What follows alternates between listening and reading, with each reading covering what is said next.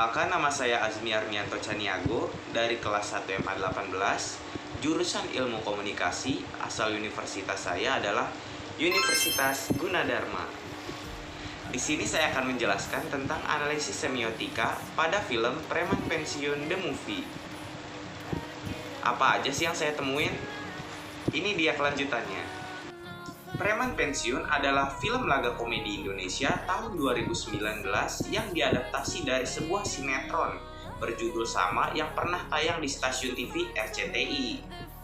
Film ini disutradarai oleh Alis Nugraha yang juga sebagai penulis skenario dan diputar perdana pada 17 Januari 2019.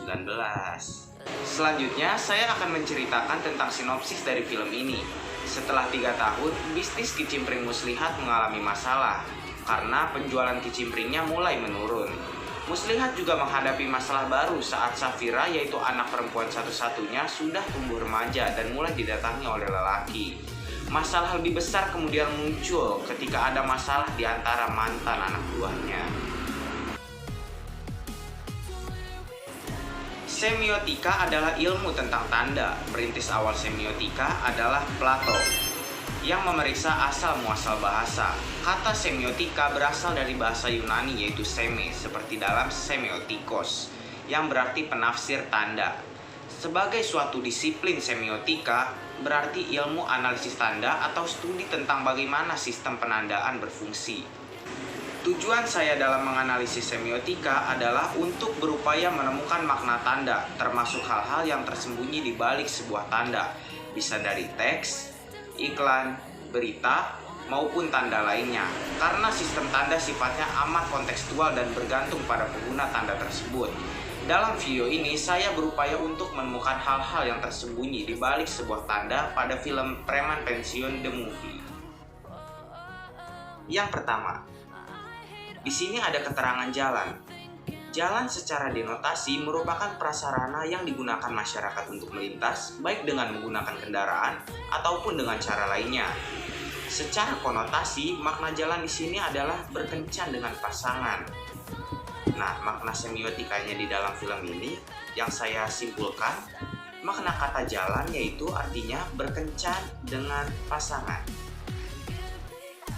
Selanjutnya, hasil analisis saya yang kedua, saya menemukan kalimat menaruh pesan dan harapan di pundak.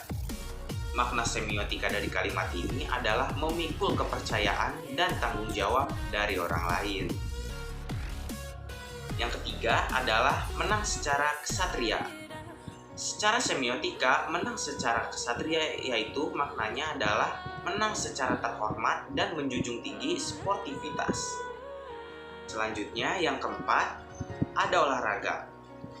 Olahraga secara denotasi adalah gerak badan untuk menguatkan dan menyehatkan tubuh, seperti contohnya main bola, main basket, tenis meja, badminton, dan lain-lain.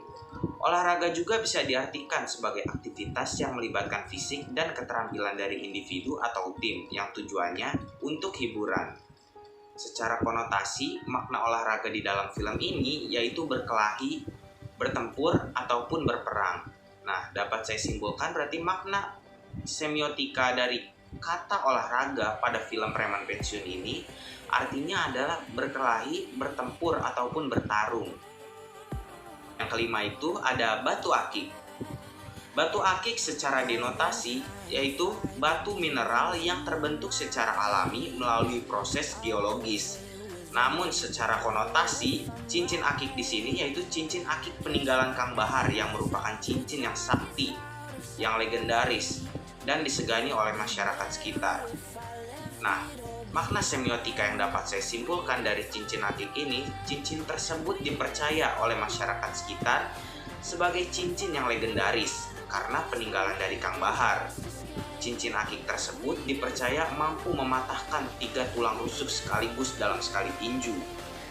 Selanjutnya, yang keenam itu ada Monju ataupun Monumen Perjuangan Rakyat Jawa Barat.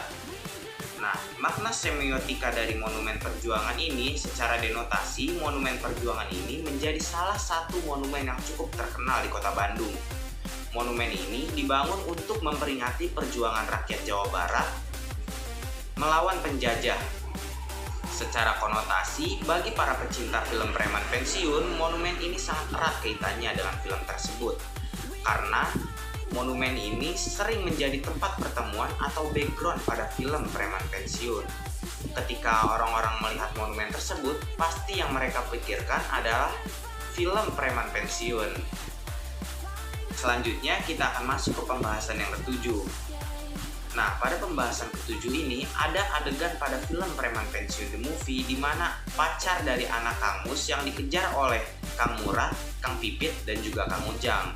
Pada adegan ini memiliki makna semiotika bahwa meninggalkan sesuatu tanggung jawab dan berlari dari masalah bukan merupakan hal yang baik. Karena masalah harus kita hadapi, bukan untuk kita hindari. Berani berbuat, berani juga bertanggung jawab.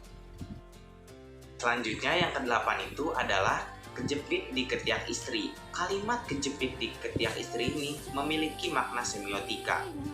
Arti kalimat ini bukan benar-benar terjepit di ketiak istri, tapi maksud dari kalimat ini adalah takut kepada istri atau tidak boleh kemana-mana jika istri tidak mengizinkan.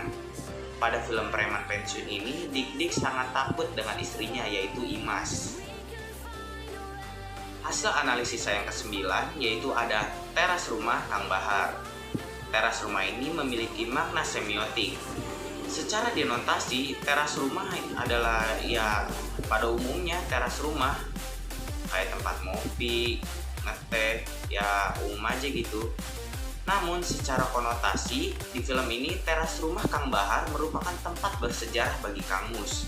Karena pada saat Kang Bahar masih hidup, Kang Bahar sering berbicara dengan Kang Mus di teras tersebut dan di posisi kursi yang sama sampai Kang Bahar wafat.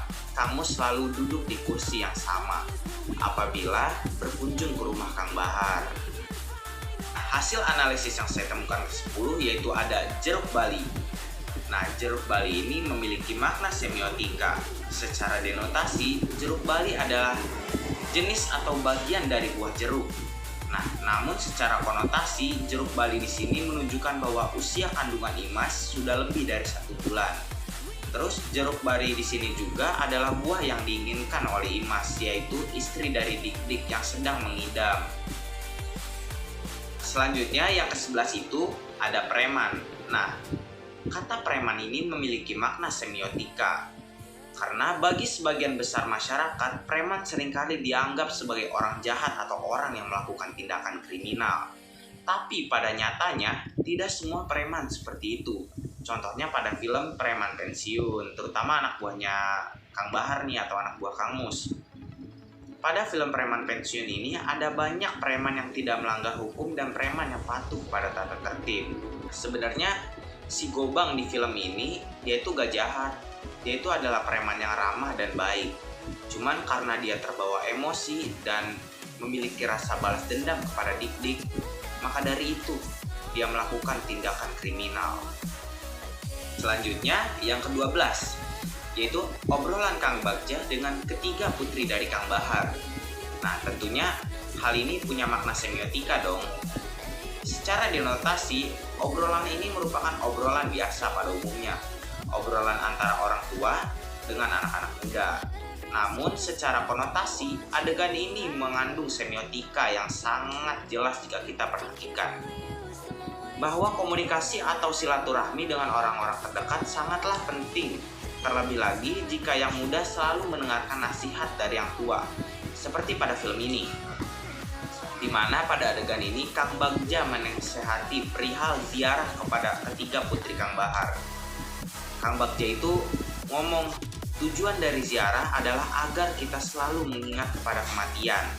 Karena setiap yang bernyawa pasti akan meninggal. Namun, pada kenyataannya hal ini jarang sekali dilakukan. Karena banyak anak muda yang merasa dirinya lebih benar dan lebih unggul, lebih pintar dari orang-orang tua. Kesimpulan pribadi saya tentang film ini adalah film ini sangatlah layak untuk kalian tonton karena memiliki banyak sekali pesan dan moral yang tersirat di dalamnya. Seperti persahabatan, kekeluargaan, solidaritas, dan lain-lain. Film ini tidak hanya menunjukkan sisi komedinya saja, tapi kalian juga akan dibawa ke suasana yang haru, sedih, bahkan suasana yang sangat menegangkan. Selanjutnya, ada beberapa pesan dan moral yang dapat saya simpulkan dari film ini. Yang pertama, yaitu jangan pernah memendam masalah sendirian. Dan sebisa mungkin jika ada masalah, ceritakanlah ke orang-orang terdekat. Yang kedua, jangan pernah menyelesaikan masalah dengan melibatkan emosional. Sebaiknya masalah harus diselesaikan dengan kepala dingin atau bisa juga dengan secara kekeluargaan. Yang ketiga, jangan pernah balas dendam. Karena balas dendam itu gak ada gunanya. Ingat, saat kamu memulai perjalanan balas dendam, mulailah dengan menggali 2 kuburan. Satu untuk musuhmu, dan satu lagi untuk dirimu sendiri. Jadi dalam film Preman Pensiun The Movie, saya menemukan 12 keterangan yang memiliki makna semiotika. Cukup sekian yang dapat saya sampaikan, kurang lebihnya mohon maaf. Wassalamualaikum warahmatullahi wabarakatuh.